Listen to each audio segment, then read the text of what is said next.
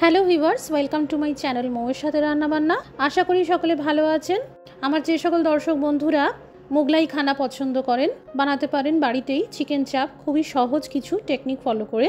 এছাড়া যারা ক্যাটারিং বা হোম ডেলিভারির ব্যবসা সবে সবে শুরু করেছেন, নিশ্চিন্তে অর্ডারগুলো নিয়ে ফেলুন আর এইভাবে বানিয়ে নিন চিকেন চাপ। অবশ্যই একটি করে লাইক দিয়ে শেয়ার করে দেবেন আর প্রতিদিন রেসিপি পেতে চ্যানেলটি সাবস্ক্রাইব করে বেল নোটিফিকেশনটা অন করে রাখবেন।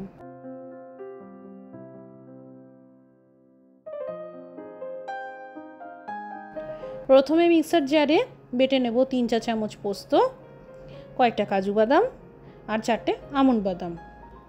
এই আমন্ড বাদাম সম্পূর্ণ অপশনাল। 2 চামচ চারমগজ দানা,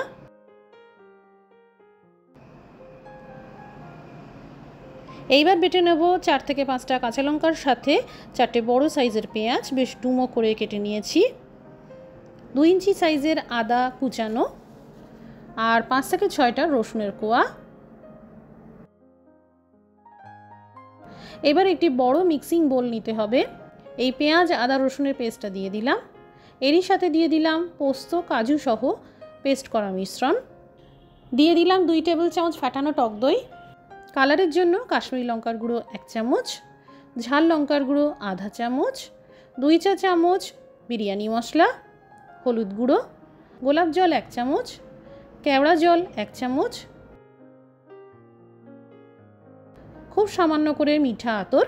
এটা মাস্ট, তবে এই মিঠা আতর না থাকলে বিকল্প হিসেবে জায়ফল আর জয়িত্রীর গুঁড়ো করে দিতে পারেন। আন্দাজ মতো 1 চা চামচ গাওয়া ঘি। এবার সব একসাথে ভালো করে মিশিয়ে নিন।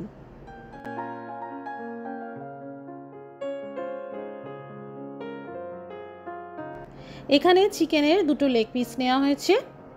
চিকেন চাপের জন্য কী ধরনের পিস নেবেন বুঝতে অসুবিধা হলে দোকানে বলবেন চিকেন চাপ বানাবো, ওরাই পিস করে দিয়ে দেবে।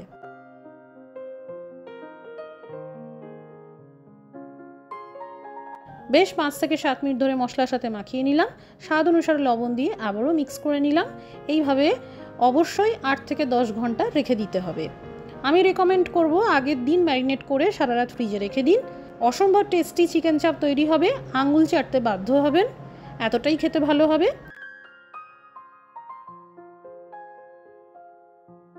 টোটাল 10 ঘন্টা পর ফিরে এলাম। এখানে গ্যাসের আঁচটা মাঝারিতে করে কড়াই বসিয়ে দিয়েছি, দিয়ে দিলাম 2 টেবিল চামচ তেল, সাথে 2 চা চামচ ঘি। এবার ম্যারিনেট করা এই চিকেনের পিস দুটো দিয়ে দিলাম আর আঁচটা কম করে ঢাকা চাপা দিয়ে রাখলাম 10 মিনিটের জন্য। 10 মিনিট পর পিসটাকে উল্টিয়ে দিলাম আর মশলা সহ গ্রেভিটাও ঢেলে দিলাম।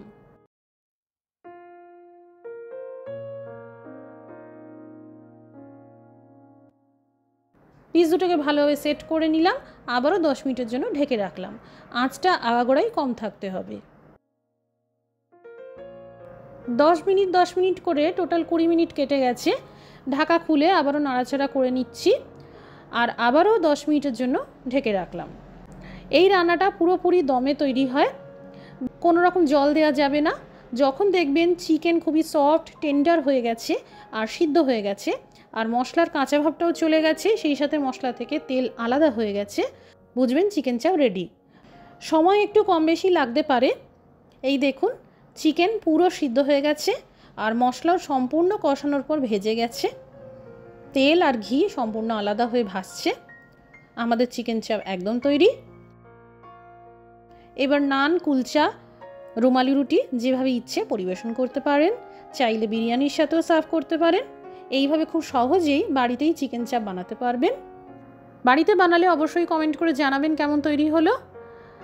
আজকের রেসিপিটি দেখার জন্য অসংখ্য ধন্যবাদ। সবাই ভালো থাকুন, সুস্থ থাকুন।